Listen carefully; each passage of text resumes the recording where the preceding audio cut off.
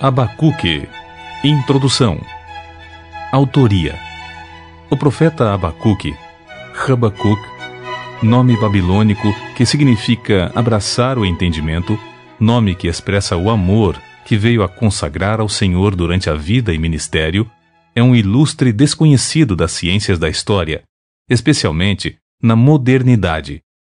Tudo o que se sabe da sua pessoa nos é comunicado pela tradição judaica e alguns documentos lendários, como o relato apócrifo intitulado Bel e o Dragão, segundo o qual atendeu às necessidades de Daniel na cova dos leões.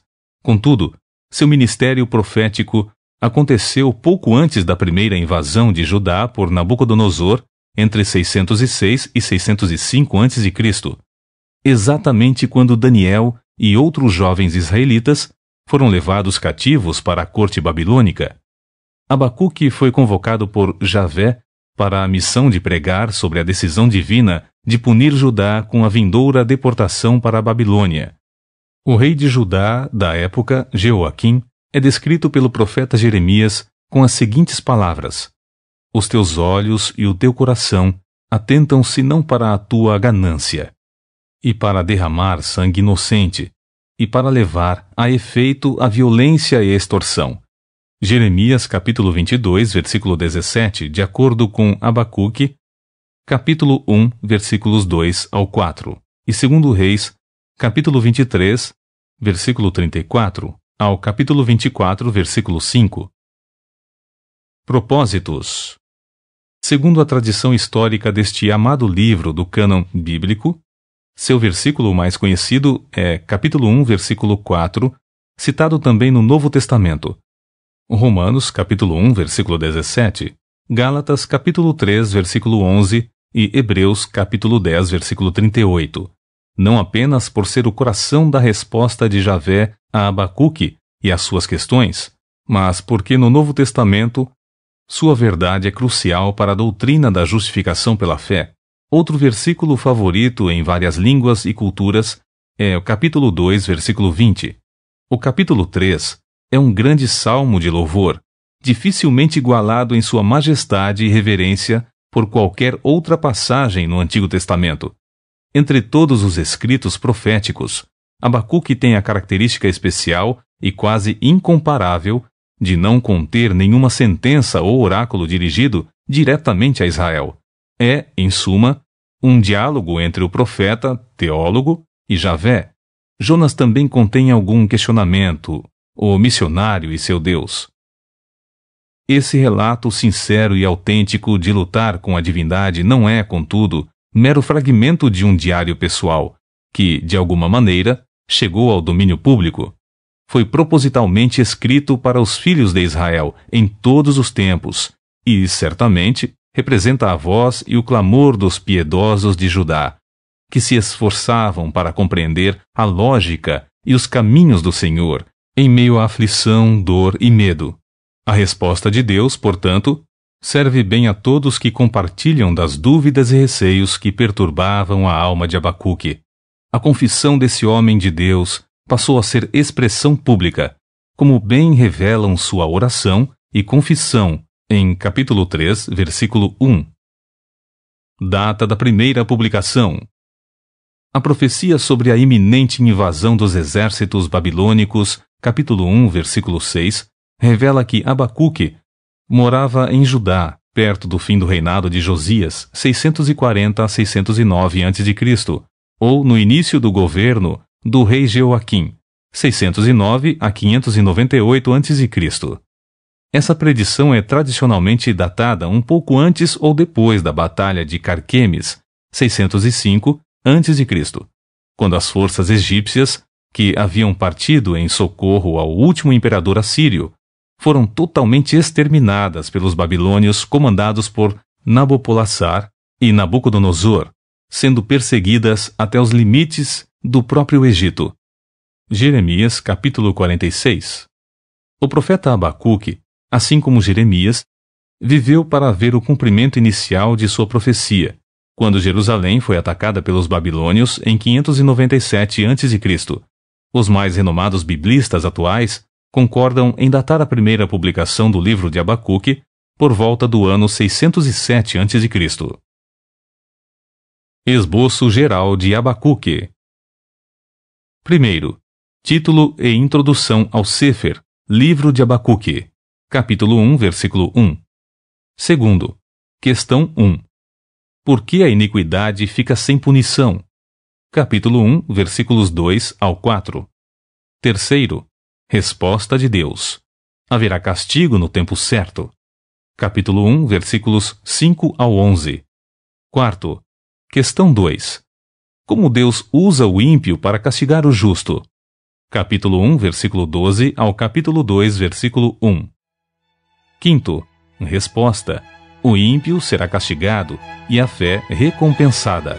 Capítulo 2, versículo 2 ao versículo 20. Sexto, confissão do homem de Deus. Plena confiança em Javé. Capítulo 3.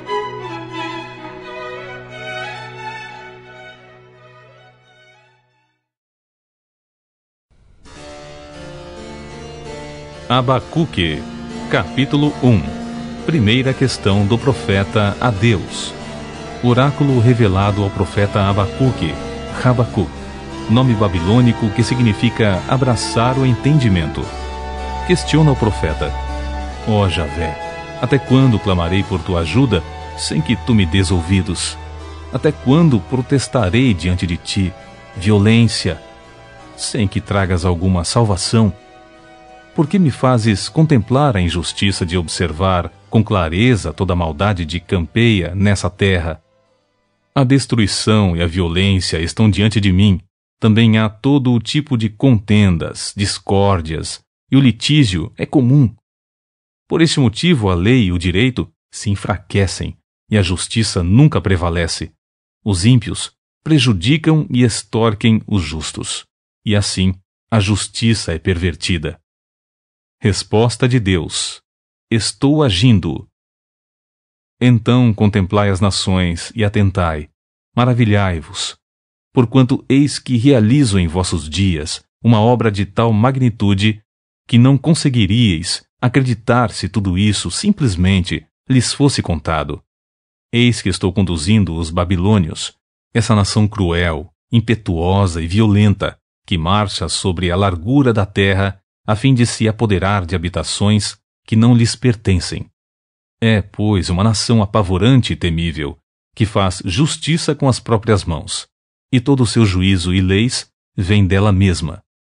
Os seus cavalos de guerra são mais rápidos que leopardos, e mais ariscos e ligeiros que lobos ao pôr do sol. Os seus cavaleiros espalham-se por toda parte, eles vêm de muito longe, voam como águia faminta, que se apressa em devorar. Eles todos vêm determinados a massacrar. Suas hordas avançam como o vento do deserto, fazendo tantos prisioneiros como a areia da praia. Desprezam o poder dos reis e se escarnecem de todos os governantes. Riem diante de qualquer cidade fortificada, pois costumam construir rampas de terra e por meio delas invadem todas as fortalezas.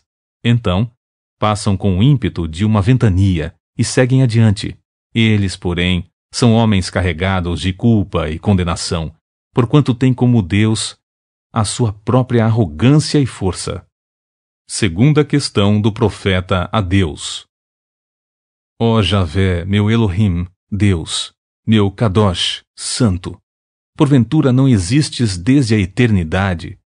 Tu jamais morrerás, e nós te seguiremos. Mas, Senhor, tu designaste justamente essa nação pagã para executar o teu juízo? Ó Tzur, rocha de refúgio, tu decidiste estabelecer este povo para aplicar o castigo. Tu, cujos olhos são puros e imaculados, que não suportam ver o mal, que não podes tolerar a malignidade. Então, por que tens paciência com os perversos? Por que ficas em silêncio enquanto os ímpios devoram os que são mais justos que eles? Tornaste os homens como peixes do mar, como animais que não têm bom senso, e a ninguém devem satisfação? O inimigo simplesmente os pega com anzóis, apanha a todos com sua rede, e nela os arrasta para onde deseja. Então comemora e exulta.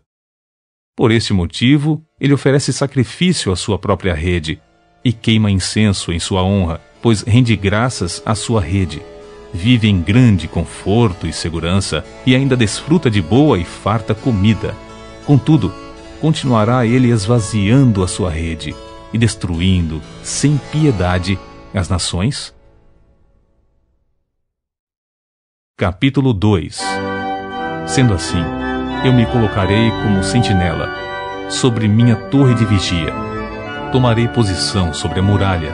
Aguardarei para ver o que Javé, o Senhor, me dirá e que resposta receberei aos meus questionamentos. Resposta de Deus: viva pela fé. Então Javé me respondeu e ordenou: escreve a visão com toda a clareza possível em grandes tábuas, para que até o mensageiro que passa correndo a leia. Porquanto esta visão se cumprirá num tempo determinado no futuro. É uma visão que fala do fim e não falhará.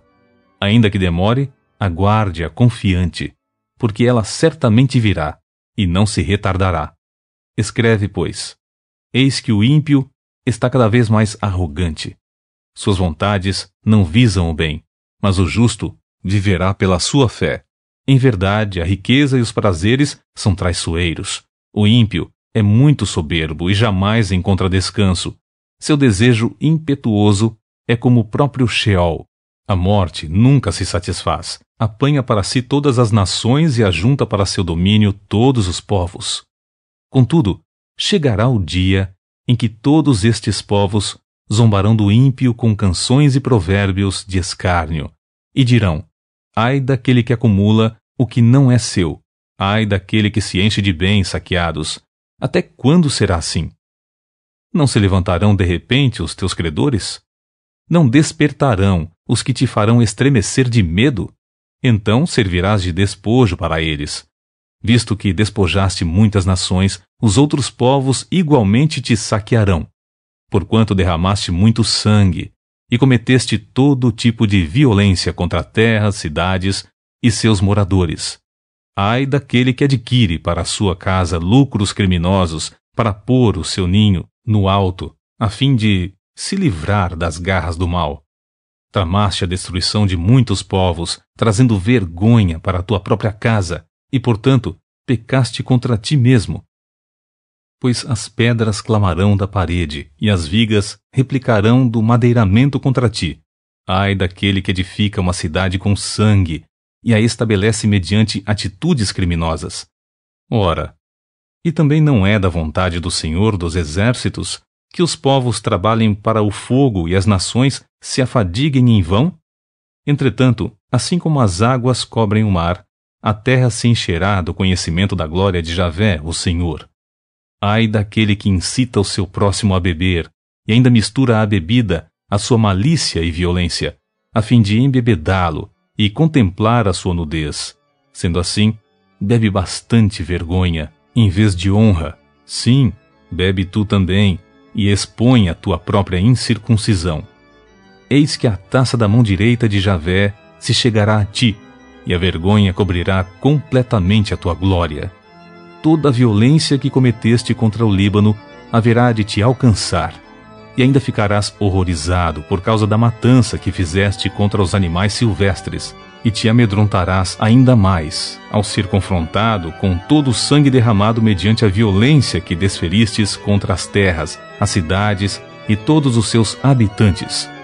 Ora, qual a utilidade de uma imagem idólatra esculpida por um artífice, ou uma insignificante divindade de metal que ensina mentiras? Pois aquele que faz tais objetos deposita sua confiança na própria obra de suas mãos. Contudo cria ídolos mudos e inúteis.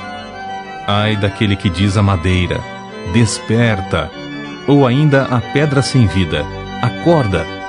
Poderá, de alguma forma, um ídolo dar alguma orientação? Está coberto de ouro e de prata, mas tal objeto não respira, não há espírito algum dentro dele. Mas Javé, sim, ele está no seu santo templo. Cale-se diante dele toda a terra. Capítulo 3. A oração do homem de Deus. Então o profeta Abacuque fez a seguinte oração em estilo shiganonisto, isto é, sob forma de cântico de confissão. Ó Javé, eu ouvi falar da tua fama e tremo diante dos teus atos, Senhor. Realiza de novo em nossos dias as mesmas obras maravilhosas que fizeste no passado. Faze-as conhecidas por todos, também em nossa época. Ainda que estejas irado, lembra-te da tua imensa misericórdia.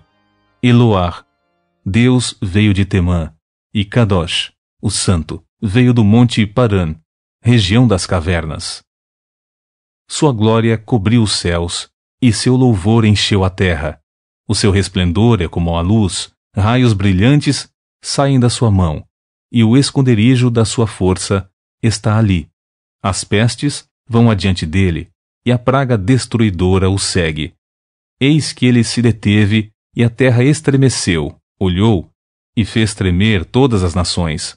Montes antigos se desmancharam, colinas firmes desde a antiguidade se desfizeram.